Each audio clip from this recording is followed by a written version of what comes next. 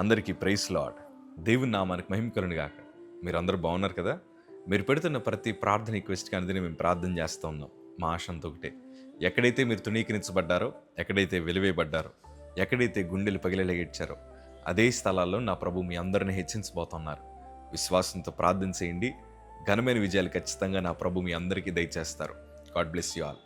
ఈరోజు ఈ వీడియో చూస్తున్న మీలో చాలా కలవరం ఉంది కదా. ఎందుకంటే 2025 సంవత్సరంలో మనం అనుభవించిన కష్టాలు అంతా ఇంత కాదు. ఎన్నో కన్నీటి పర్యాల మధ్య మనం ఉన్నాం. ఒంటరిగా గదులు పడి ఏడుస్తూ ఉండేవాళ్ళం. కొన్నిసార్లు ప్రభు దగ్గర ఇట్లా ప్రార్థన చేశాం, తండ్రి ఇంకెన్నాళ్ళు ఈ కష్టాలు చూడాలయ్యా, ఇంకెన్నాళ్ళు ఈ బాధల మధ్య నేను నా కుటుంబం వెళ్ళాలి, ఇన్ని ఆర్థిక సమస్యల ఈ భారాన్ని మొయ్యలేకపోతున్నాను ప్రభా, నీ దగ్గరికి తీసేసుకో ప్రభా అని ఎంతోమంది కన్నీరు కార్చి ప్రార్థించిన వారు ఉన్నారు. కానీ ప్రియ సంగమా, మీరు కంగారు పడద్దు, కలవరపడద్దు. శోధన వేదన బాధలు మనకు వస్తాయి, కానీ వాటిల్లో దేవుడు మనకి ఖచ్చితమైన విజయాలు ప్రభు మనకు అనుగ్రహిస్తారు.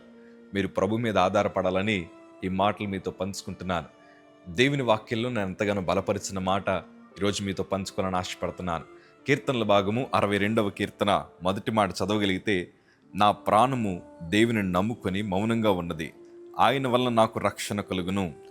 ఎంతోమంది శత్రువుల చేత తరవబడుతున్న దావీదు అనుభవంతో రాస్తూ అంటున్నాడు కదా, నేను మౌనంగా ఉన్నాను, నేను ప్రభు మీద ఆధారపడ్డాను, ఆయన వైపు చూడగా ఆయన నన్ను రక్షించాడు.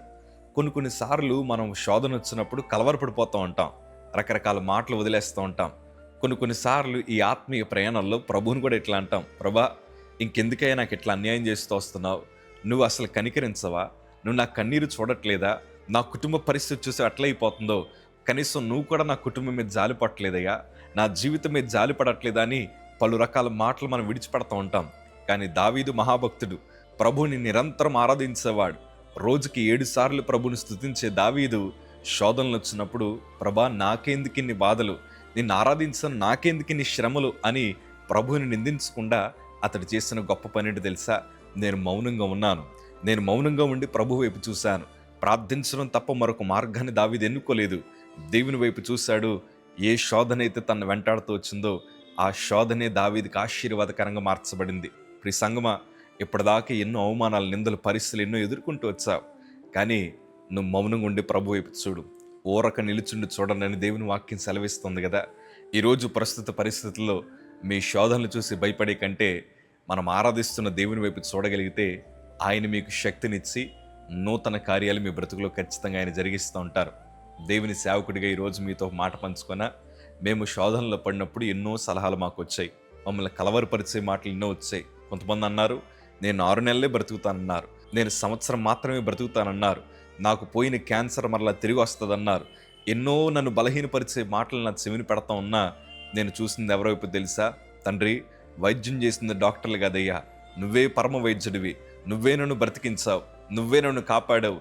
ఎన్ని మాటలు నా చెవిని వినబడుతున్నా నీ మాటల మీద నేను ఆధారపడ్డాను ప్రభా అని ప్రభు వైపు చూడగా ఈరోజు 11 సంవత్సరాలు పూర్తి చేసుకోవడానికి దేవుడు కృప చూపించాడు. ఈ సంగమా, గుండెల మీద చేతులేసుకుని ధైర్యంగా చెప్తాను, ఈరోజు మేము ఎట్లా ఉన్నామంటే కారణం ప్రభు మాత్రమే. మేము యేసయ్య దేవుడిని నమ్మాం, ఆయన కార్యములు జరిగించగలని నమ్మాం. మేము ఊరక నిలిచుండి చూసాం. ఎన్ని మాటలు వినబడుతున్నా మౌనంగా ఉన్నాం, అవమానిస్తున్నా మౌనంగానే ఉన్నాం, మాకున్నవన్నీ కోల్పోతున్నా మౌనంగానే ఉన్నాం. ఆ మౌనము మా బలహీనత కాదు, మా భయాలన్నీ ప్రభు చేతులకు అప్పగించాం, దేవుని వైపు చూడగలిగాం, ధైర్యం తెచ్చుకున్నాం. మా శాపాన్ని, మేము అనుభవించిన ప్రతి ఓటములను దేవుడు ఆశీర్వాదంగా మార్చాడు. ఈరోజు ఈ వీడియో చూస్తున్న మీ జీవితంలో కూడా ఎన్నో బలహీనమైన పరిస్థితులు ఉండొచ్చు. కుటుంబం అంతా మీ కళ్ళ ముందరే అది కుప్పకూలుపుతున్నట్టు కనిపించి ఉండొచ్చు. భవిష్యత్తులో అంతా కలవరమే ఏర్పడి ఉండొచ్చు. జీవితం ఎటుపోతుందో అర్థం కాని స్థితిలో ఉండొచ్చు. కానీ గుండెల మీద చేతులేసుకొని చెప్తున్నాను, మీరు ధైర్యం తెచ్చుకొని ప్రభు వైపు చూడండి. రేపన్న రోజు మిమ్మల్ని నూరంతలుగా నా ప్రభు ఆశీర్వదించబోతున్నాడు. ఈ కమెంట్స్ కింద మీరు అద్భుత సాక్ష్యాలు పంచుకోబోతున్నారు. విశ్వాసంతో ఉండండి. God bless you.